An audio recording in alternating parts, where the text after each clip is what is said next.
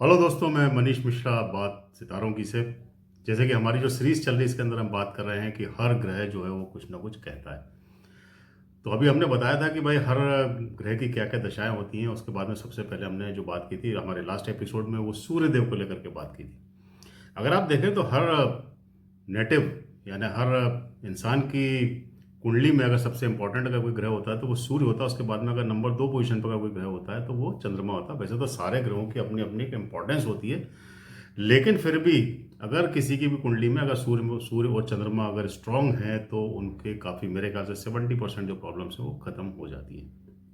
तो चलिए आज हम बात करते हैं चंद्रदेव की, कि चंद्रमा अगर आपकी चंद्रदेव आपकी कुंडली में अगर अच्छी पोजीशन के अंदर हैं तो क्या क्या होगा। अगर चंद्रदेव आपकी कुंडली में अच्छी पोजीशन के अंदर हैं तो आपका जो मन रहेगा काफ़ी प्रसन्न रहेगा। आपका आपकी माता के साथ में बहुत अच्छे संबंध रहेंगे। माता जो आपकी रहेंगी वो सपोर्टिंग रहेंगी। आपको अपनी लाइफ के अंदर हर तरीके की लग्जरी मिलेगी। आप अगर देखा जाए तो इस तरीके के जो जातक होते हैं वो एक अच्छे काउंसलर हो सकते हैं। उनकी थॉट प्रोसेसिंग बहुत अच्छी होती है। वो अगर चाहें तो एक बहुत अच्छे राइटर हो सकते हैं, स्क्रिप्ट राइटर हो सकते हैं, लिरिक्स्ट हो सकते हैं। और अगर वो अगर बिजनेस के अंदर जाना चाहते हैं तो उनको जिस तरीके के जो बेवरेजेस के काम होते हैं वो करना चाहिए। दूध से रिलेटेड चीज़ों का काम करना चाहिए, आइसक्रीम से रिलेटेड लोगों चीज़ों का काम करना चाहिए, सॉफ्ट ड्रिंक से रिलेटेड जो भी चीज़ें जो लिक्विड है अगर उसका वो बिजनेस करते हैं तो उसमें उनको सक्सेसफुल होती है। अगर वो एग्रीकल्चर का काम करते हैं तो उसके अंदर भी उनको सक्सेस मिलती है। केमिकल का काम करते हैं उसमें सक्सेस मिलती है। अगर वो जॉब के अंदर हैं तो उनको नेवी से रिलेटेड, मर्चेंट नेवी से रिलेटेड अगर इस तरीके की कोई जॉब करते हैं तो उनको बहुत अच्छी सक्सेस मिलती है, अगर उनकी चंद्रमा बहुत अच्छी पोजीशन के अंदर है। अगर हम बात करें कि चंद्रमा अगर उनके यहाँ पे अच्छी पोजीशन में नहीं है, अगर वो नेगेटिव है तो उसके क्या साइड इफेक्ट हो सकते हैं। तो अगर किसी का भी कुंडली में चंद्रमा अगर नेगेटिव में है या वो अच्छी पोजीशन के अंदर नहीं है तो ऐसे लोगों को हर समय आप देखेंगे कि बहुत स्ट्रेस बना रहता है। कितनी भी उनकी अच्छी फाइनेंशियल कंडीशन हो लेकिन वो कहीं ना कहीं डिप्रेशन में चले जाते हैं। आपने अपने आसपास भी कई लोगों को इस तरह देखा होगा कि जिन जो कि फाइनेंशियली बहुत अच्छे हैं, they are very well to do, but उसके बाद भी देखा जाए तो उनको कहीं ना कहीं एक तरीके का मेंटल टेंशन या कहीं ना कहीं कोई इस तरीके की मेंटल स्ट्रेस जो है वो बना रहता है। कफ एंड कोल्ड की प्रॉब्लम ऐसे लोगों को बहुत ज़्यादा होती है।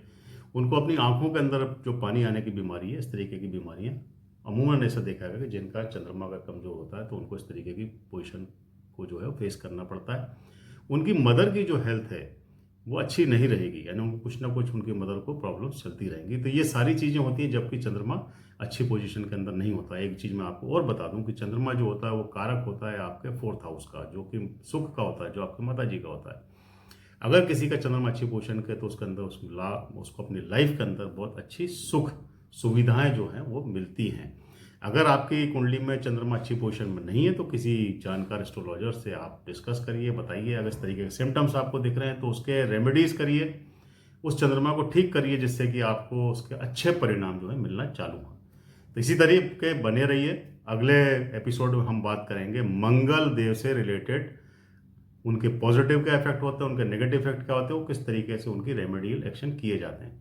देखते रहिए और बने रहिए ज्योतिष लॉजी बात सितारों की, मनीष मिश्रा के साथ। Thank you very much.